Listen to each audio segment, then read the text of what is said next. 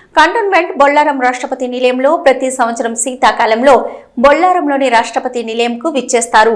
అనంతరం ప్రజల సందర్శనకు ఉచితంగా ప్రవేశం కల్పిస్తారు అధికారులు. సాయంత్రం వేళల్లో కార్యక్రమాలు నిర్వహిస్తారు. రాష్ట్రపతి నిలయం మేనేజర్ ప్రియా రజని మాట్లాడుతూ 2వ తారీఖు నుంచి మొదలై 13వ తారీఖు వరకు ఉదయం 10 గంటల నుంచి సాయంత్రం 7 గంటల వరకు సందర్శనకు ఉచితంగా ప్రవేశం ఉంటుందని ఆమె తెలిపారు. నిన్నటి వరకు సుమారు 15,000 మంది విచ్చేశారని ఆమె తెలిపారు. ఈ నెల 13వ తారీఖు సాయంత్రం 7 గంటల వరకు ఈ కార్యక్రమాలు ఉంటాయని తెలిపారు. మహారాష్ట్ర, ఒరిస్సా, కలకత్తా వివిధ రాష్ట్రాల నుంచి కళాకారులు వచ్చి సాంస్కృతిక కార్యక్రమాలు నిర్వహిస్తున్నారని ఆమె తెలిపారు. సుమారు 2 లక్షల మంది వస్తారని ఆమె తెలిపారు. చక్కటి ఆహ్లాదకరమైన వాతావరణం, అందమైన పూల తోటలతో ప్రతి చెట్టులతో ఒక్కో ప్రత్యేకత ఉన్నదని వాటిని ప్రజలు తిలకిస్తూ ఆనందాన్ని వ్యక్తం చేస్తున్నారన్నారు.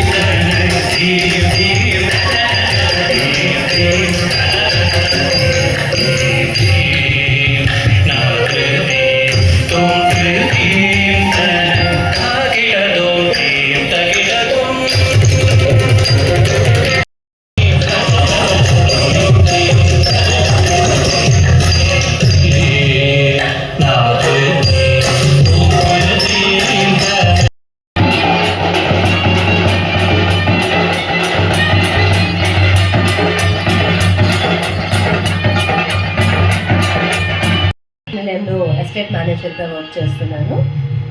రాష్ట్రపతి నిలయం పబ్లిక్కి గత 1.5 ఇయర్గా ఓపెన్ చేయడం జరిగింది. అందులో భాగంగా రకరకాల కార్యక్రమాలు నిర్వహిస్తూ ఉంటాము.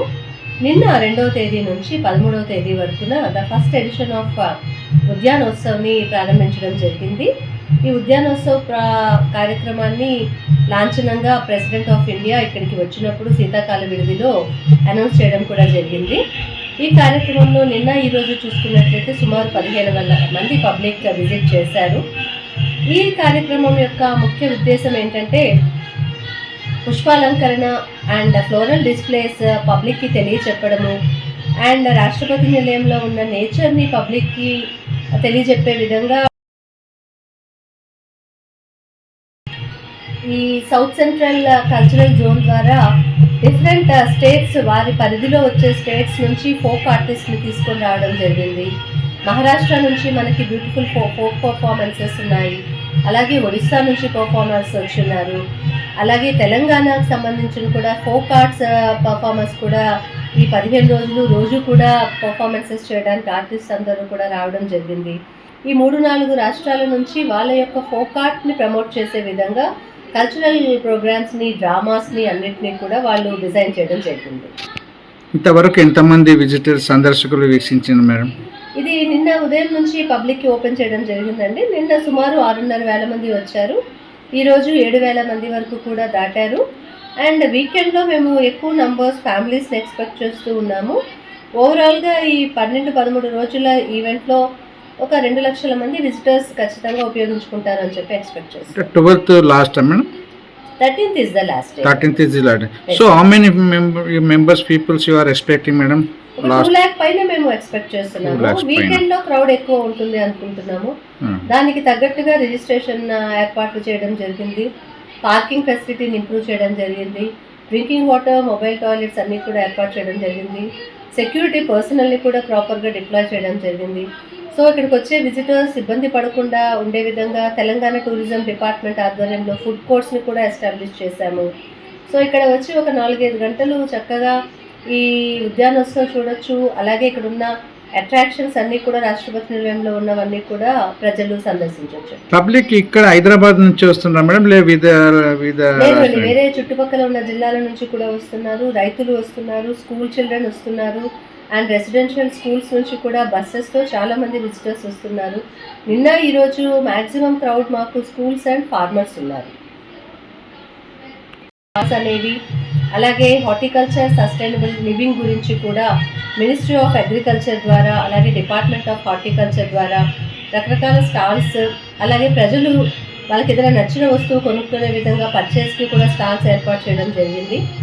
కిడ్స్ అండ్ స్టూడెంట్స్ని ఎంగేజ్ చేయడానికి కమ్యూనిటీ ఎంగేజ్మెంట్ జోన్ కూడా పెట్టడం జరిగింది. దానిలో ప్రత్యేకంగా ఎన్వైరన్మెంట్ కన్జర్వేషన్ మీద ఆ థీమ్స్తో కాన్సెప్ట్స్ ఏర్పాటు చేశారు. అలాగే రైతులు, ఫార్మర్స్, పబ్లిక్ అర్బన్ ఫార్మింగ్ మీద, లేటెస్ట్ ప్రాక్టీసెస్ మీద వాళ్ళకి వర్క్షాప్స్ కూడా నిర్వహించడం జరుగుతూ ఉంది. సాయంత్రము 4 గంటల నుంచి 8 గంటల వరకు కూడా సౌత్ సెంట్రల్ కల్చరల్ సెంటర్ ద్వారా లాట్స్ ఆఫ్ కల్చరల్ ప్రోగ్రామ్స్ను కూడా నిర్వహిస్తూ ఉన్నాము. ఈ అవకాశాన్ని పబ్లిక్ అందరూ కూడా ఉపయోగించుకుంటారు అని చెప్పేసి ఎక్స్పెక్ట్ చేస్తున్నాము.